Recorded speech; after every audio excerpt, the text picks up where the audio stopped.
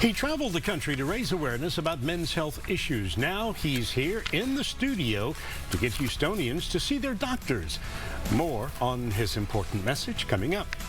And one of our next guests was diagnosed with prostate cancer nearly a decade ago, and this summer he drove nearly 9,000 miles to spread awareness about men's health issues. How about that? Please welcome Gabe Canales, founder of Blue Cure, along with Dr. Lorenzo Cohen, director of Integrative Medicine for the University of Texas MD Anderson Cancer Center. What a journey you've been on, and I can't wait to hear about the partnership with you two and what powerhouses you are to raise awareness about men's health. What in the world made you get in the car and just start driving? I wanted to understand why guys weren't committing to their health, to living a more fulfilling life. Men are sick. When you look at the data, 73.7% of men in America are overweight and obese, 75% in Texas.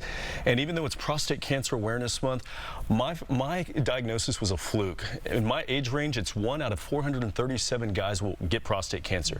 1 in 41 men will die to prostate cancer, but 1 in 4 will die to heart disease. And we know 80% of those cases can be preventable. That's the #1 killer of men.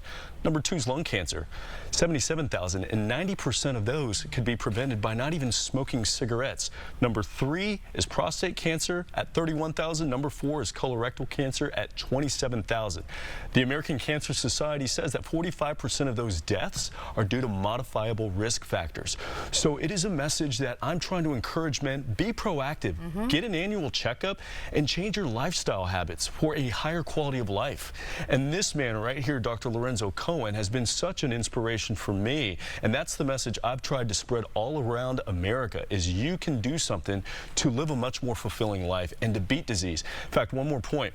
The annual $3.65 trillion in healthcare expenditures, the CDC says 90% of that are due to preventable chronic health conditions and mental conditions. Prevention is the key here. Lifestyle is the key. We all hear we're supposed to eat healthy, exercise to get our sleep, but you say it will stop the cancer rate, at least slow it way down. Well, there's no question that the evidence is clear that the majority of cancers could actually be prevented in the first place.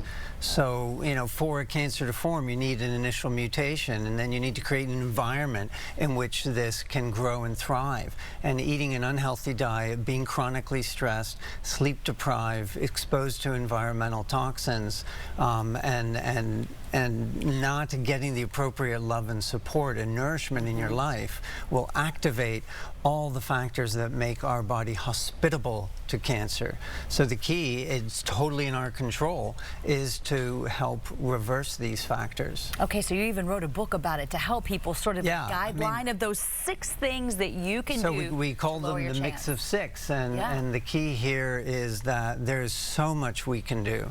And in this book, we lay out a prescriptive approach on how to reduce your risk. It's about risk reduction.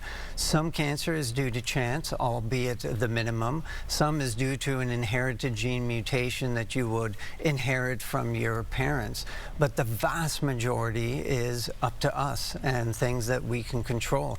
The same is true after a diagnosis of cancer. The evidence is clear that people who eat more of a plant-centered diet, exercise more, get a good night's sleep, manage their stress, live longer, do better after a diagnosis. Well, you wish you'd known all this before. I know that you had to go through prostate cancer, but you've changed your lifestyle afterwards. You're listening to those 6 things. I am. I still live with it. Almost 10 years later, I still live with prostate cancer. But I want to thank you guys for having us on, because here's the thing. As I cross the country, the media, they do not give attention to men's health issues.